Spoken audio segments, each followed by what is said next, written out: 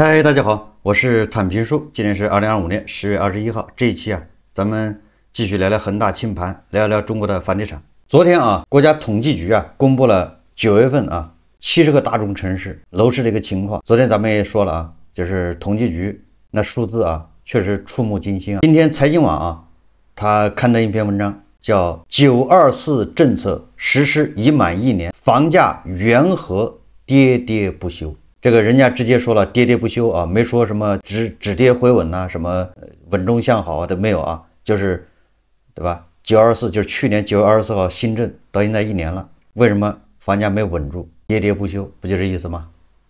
说9月百强房企操盘销售额实现了同环比双涨，他打了个引号双涨，给楼市注入了回暖迹象，但房价还在加速下跌。国家统计局发布于10月20日的数据显示，在70个大中城市中，9月新房价格环比上涨城市数量仅有5个，创下2025年以来新低。70城新房价格水平环比跌幅为 0.41%， 创下年内最大值。他这文章很长咱就不介绍了。他主要说什么呢？说当前市场需求仍然不足，大部分城市的房企降价促销。市场机构叫临平大数据研究院的报告分析称，一定程度上加剧了房价的下行。也就是这个机构他得出为什么咱们这1年来房价一直在跌跌不休下行呢？很多城市的房价已经比去年924之前还要低了。那我们要看这个线的话那就是显得好像这个924这个旧市实际上就是这个下行趋势中的一个波动，一个小的扰动。到了9月24号突然往上一弹，然后又不到几个月时间又落下来了。落下来之后现在1年了，对吧？它创了新低，比以前你旧市之前还要低，就这么个趋势。所以这个房价缘何跌跌不休当然了，我们的政策是房住不炒，“14五”国家政策大政方针定下来就是房住不炒。所以这么看的话，我们“14五”的这个在房地产这块那是圆满完成炒房的已经不多了，还有个别的这个中介炒房大 V 对吧？还在那鼓动炒房，大部分韭菜已经对吧冷眼旁观了。但是这个也不全是这样那上海的豪宅那还是这个一房难求。我今天看了一下每日经济新闻报道，因为我们经常看那个上海的豪宅日光秒光，这不知道谁买的对吧？谁这么有钱呢？1.6亿的一套的一开盘就没了。今天这个每日经济新闻它报道了上海豪宅市场火热，黄浦区高福云境25套总价1.3亿到1.7亿的房源日前售罄，销售总额30亿到40亿元。它整个项目可不止25套它是25套是最贵的，1.3亿到1.7亿的最贵的是25套，整个都卖掉了，一开盘就没了。说那我们最关心的就是，我记得我以前节目说过我最关心的就是这些买房的人到底是什么人，然后他们是按揭贷款呢还是一次付清，是公司买还是个人买，对吧？这个大家都比较感兴趣，但是媒体很少报道这个，也可能人家是保密那么这个每日经济新闻他说长三角客户占比约6成，那也就是上海本地的只占4成，60%是长三角客户。他这么说的，他说高福云境此次推出的125套房源均为大户型，面积在276到600平方米，均价21万元每平米，套均总价达到7600万元，认筹金760万元。该项目是所在板块内少有的超高层住宅，总高达到150米，俯瞰上海新天地、南京西路等内环商圈，室内住宅层高 3.5 米，600平方米的大平房，是3梯1户设计。这个我们印象中都是1梯2户，是不是已经很不错了，是吧？人家这叫3梯1户，就1户是3个电梯。贫穷限制了我们的想象。那我只能认为这个一部是这个货梯一部是什么？是这个保洁阿姨坐的电梯。说主卧套房面积近150平方米人家卧室就比好的韭菜买的房子，对吧？你整个房子大得多一个卧室人主卧150平，那韭菜买个80平的结婚用，那都是咬牙切齿是吧？七大姑八大姨的借钱，均采用高级装修品牌。然后这个文章说啊，从高福云晋的认购资料中不难发现，购房者以江浙沪高净值人群为主啊，上海本地购房者约占30%啊，长三角客户合计占比60%啊。今年国庆中秋长假前后，胡歌夫妻被网友偶遇现身高福云晋售楼处，引得该项目市场热度提升。虽然他没有说这到底什么人买的房，是全款还是按揭，对吧？但是大概说出来的吧，是上海本地的30%，江浙沪有钱人，对吧？这附近啊，这长三角附近有钱人占60-70%。我得出个什么结论呢？我得出结论是，那上海要一旦真的放开啊，那对这个杭州楼市是个不小的打击。因为这个豪宅的吧，实际上对购房资格这个相当于没有限制，就是有限制，人家有办法，就是说人家能掏1.6亿在这买房的，他是不会被购房限制、购房名额，对吧？购房资格所能限制住的。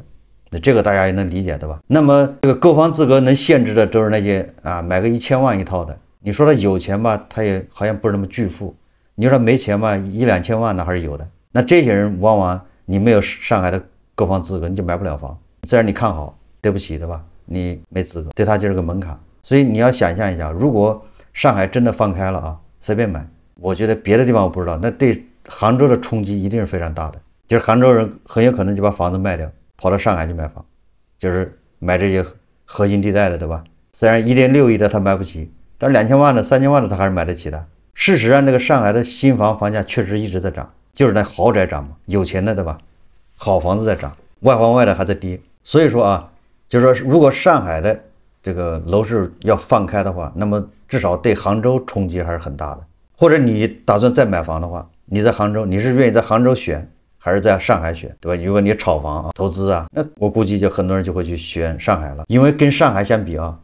杭州的楼市泡沫也不小，所以说上海要是完全放开限购，对杭州的来说不是好消息。我们再看看专家是怎么看待咱们楼市的啊。这个新浪证券说啊，说瑞银称内地房地产明年下半年将见底回暖，企稳是关键先兆。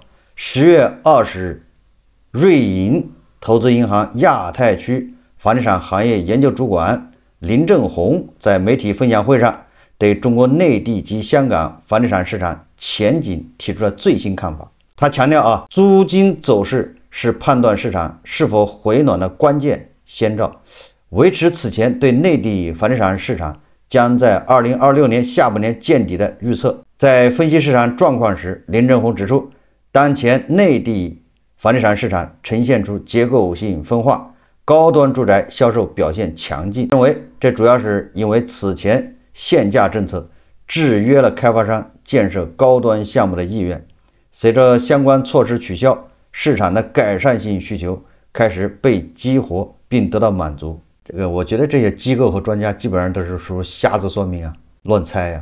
明年下半年见底回暖，那我们到明年下半年再看。他认为啊，一个是租金，这租金如果上涨，我倒挺高兴的，对吧？我那房子这租金刚被砍了1/3，明年还能上涨是吗？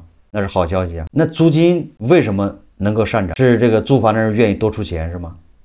租金上涨，对吧？有个前提就是租房的人收入高了，对吧？他付得起高一点的租金，对吧？他愿意住得更近一点，住得稍微好一点，因为他收入高了。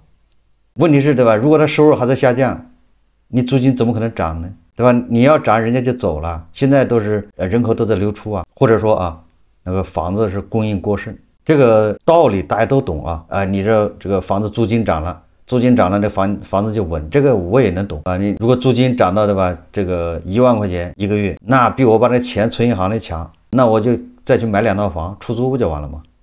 是吧？大家都会这么想。问题是租金它是一直在下降啊，而且你还租不出去啊。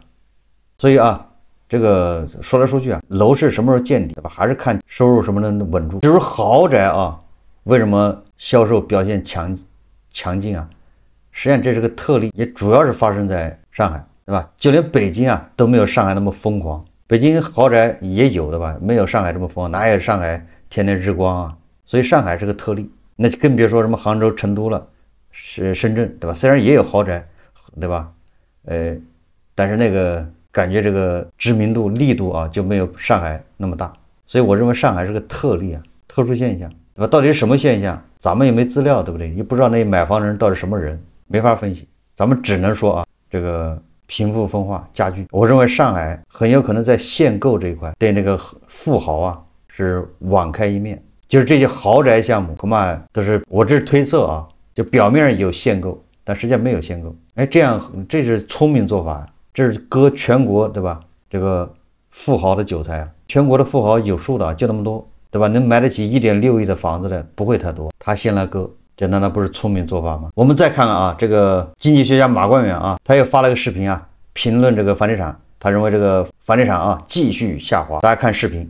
3季度经济增长 4.8%， 比2季度的 5.2% 下滑了 0.4个百分点，比今年确定的目标 5% 要低 0.2个百分点。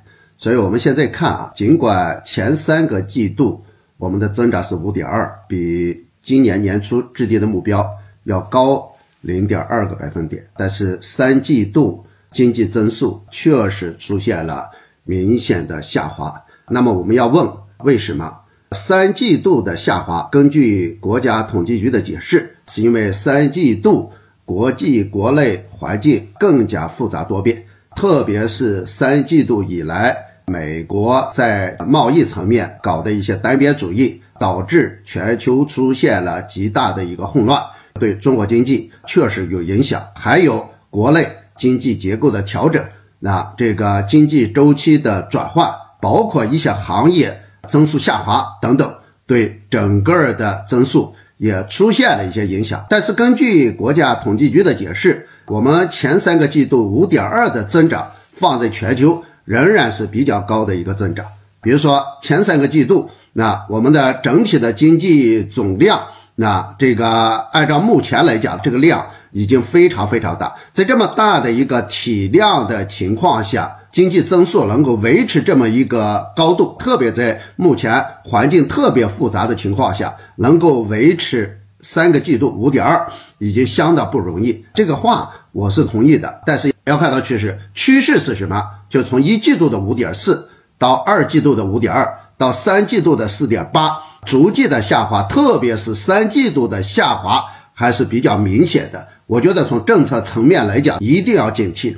当然国际环境的复杂肯定是有原因，但是我认为对于国际环境的这种复杂，在某种情况下它作为一个外在的变量，我们是没有办法的，对吗？我们现在需要的是什么？在国际环境这么复杂的情况下，我们怎么样把国内的政策，把这个政策的空间给用尽啊，把政策给用足，把我们的原因分析清楚，这是最重要的。我们看到1季度 5.4% 特别好，就是由于年初 DeepSeek 的出现，让全球对中国经济的信心又回来了。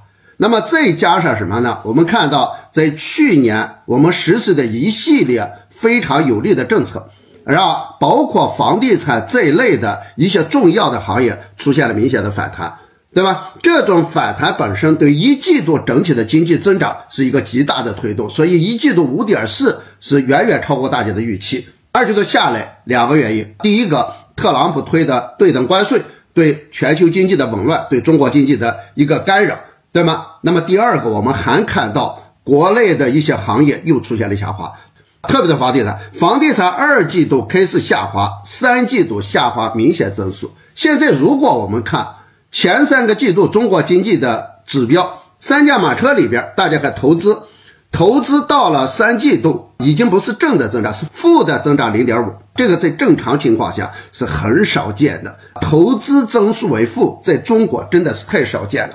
基建投资 1.1%， 制造业投资 4.0% 都是正的。那么什么把投资拉下来？房地产投资下滑 13.9%， 房地产投资最大的下滑。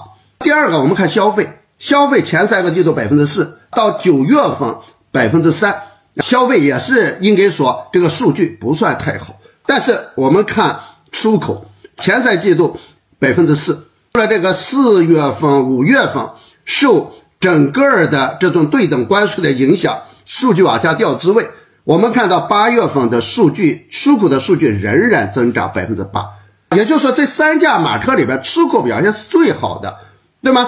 反而是我们的投资、我们的消费表现不好，国内一些行业又出现了下滑，特别是房地产投资、房价、房地产的交易，我们看房地产几乎所有的数据又开始了明显的下滑，房地产投资下滑 13.9%， 房地产的销售额、销售面积的下滑幅度在扩大，房价下跌的面在扩大，房地产几乎所有的数据，房地产的竣工面积、施工面积仍然是2位数的下滑，这个对整个中国经济的影响是非常大的。再加上消费在经过一段时间的这么一个效应的递减以后，我们看到也在下降，投资也在下降。所以我认为尽管有国际环境的影响，但是整个3季度中国经济的下滑，房地产的这种下滑对整个经济的影响是非常非常大的。所以从政策层面来讲，我们还是要从国内政策层面要加速。我们今年的宏观政策，我们的定调是什么？更加积极有为，更加积极的财政政策加适度宽松的货币政策。那我们要问，我们更加积极的财政政策有没有体现？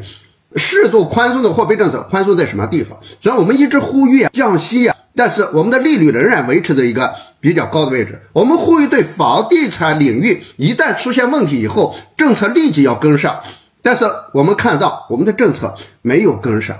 所以我认为中国经济3季度的表现是低于它的经济增长的潜力的，本来可以增长得更好。即使在特朗普捣乱的情况下，我认为我们仍然有很多政策空间。4季度很关键，就是回到年初的定调上面来，怎么样体现更加积极有为的宏观政策？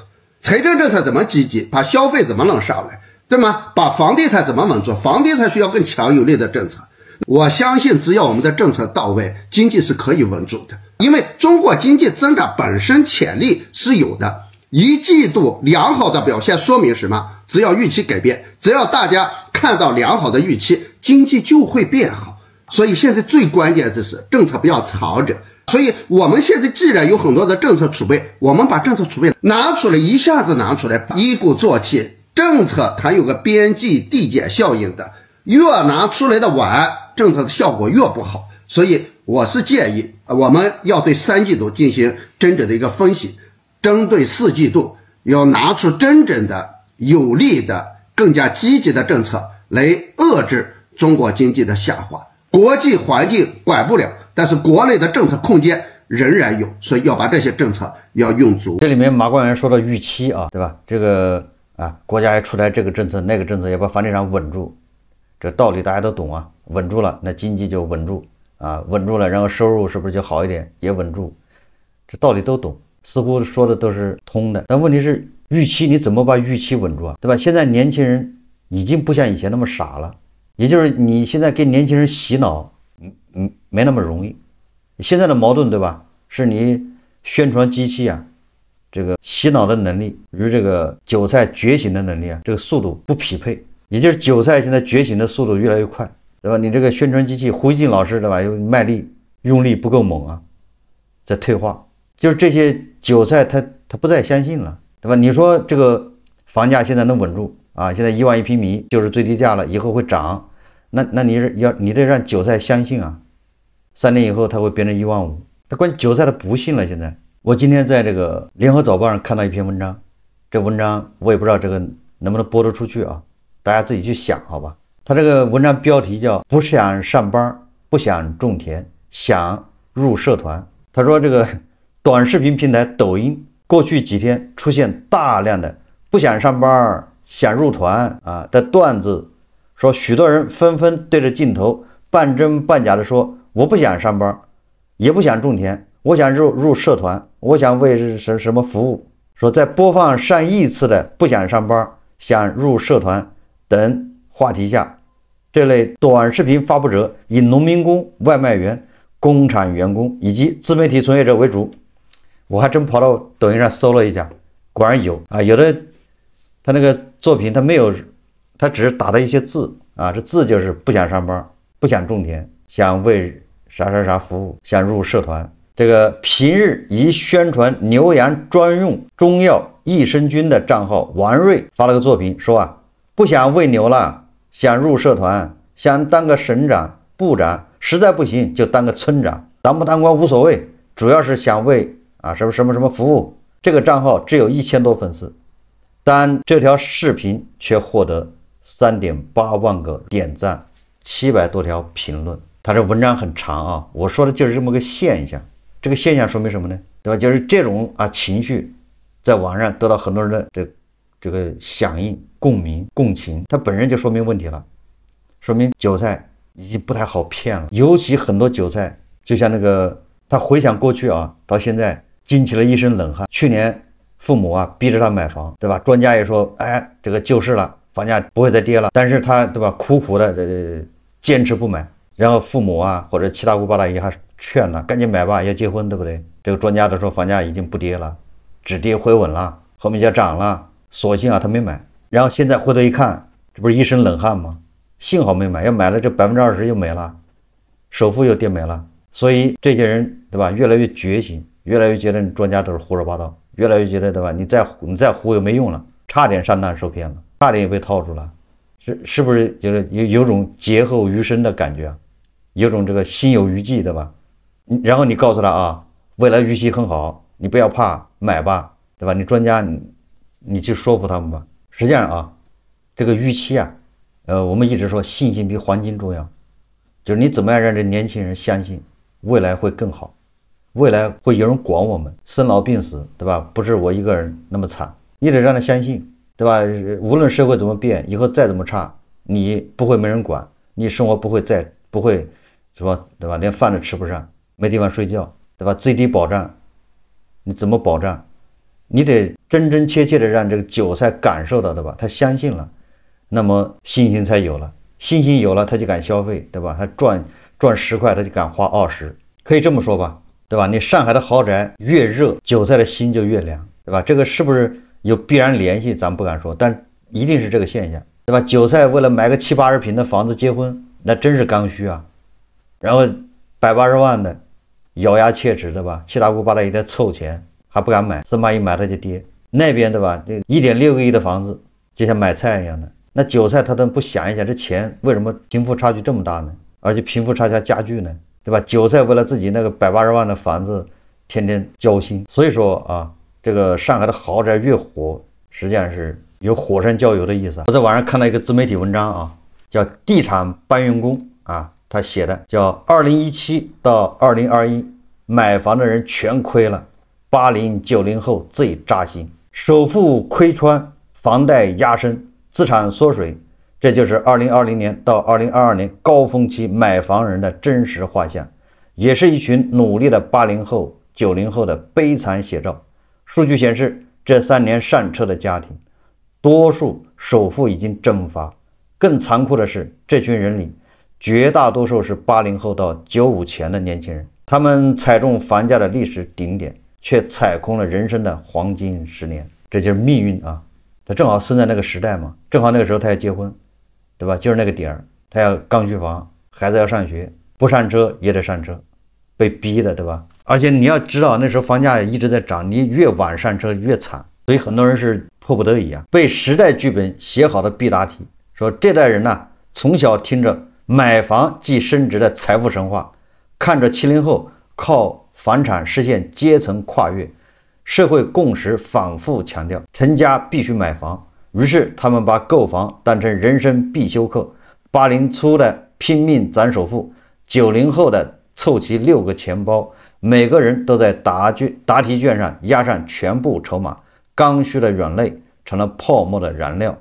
2016年到2021年房地产最狂飙突进时，恰逢这代人集中进入婚育期，结婚生子上学，每项人生大事都绑着房子，明知山有虎，却不得不向虎山行。有购房者苦笑，那时候抢房像抢白菜，现在白菜比房子保值，暴跌之后每个人都是代价。当房价跌回2016年，数据揭示残酷的真相。2017年后买房的1.3亿家庭几乎全线亏损，首付亏掉的是父亲半生积蓄，30年房贷锁死的是人生选择权。有人不敢跳槽，有人推迟婚育，更有人被迫离开打拼多年的城市。努力没有错啊，说只是生不逢时。这代人不是不拼搏，80后经历过高考扩招、就业分配取消，90后遭遇高房价和996，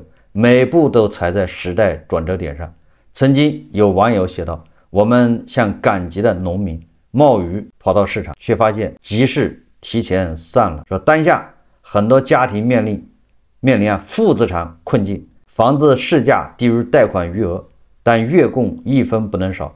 这不仅仅是财富缩水，更是对奋斗信念的冲击。时代的沙落下时，从不会问年龄，但那些被压垮的年轻人，曾经真的相信过流汗播种就能有收获。或许社会该给这批接盘一代更多包容，放宽限售政策，提供贷款贴息，保障刚需权益，别让那些认真答题的人最终输掉整个人生考场。这个叫地产搬运工啊，写的还是挺动情的啊。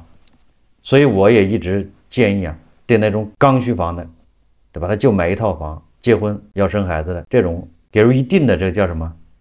叫纾困的，就是你不要人家一失业，对吧？人家码农刚被裁掉，没钱，然后你要把人房子收回去，对吧？要给人家上征信，要卖房子，得想办法，对吧？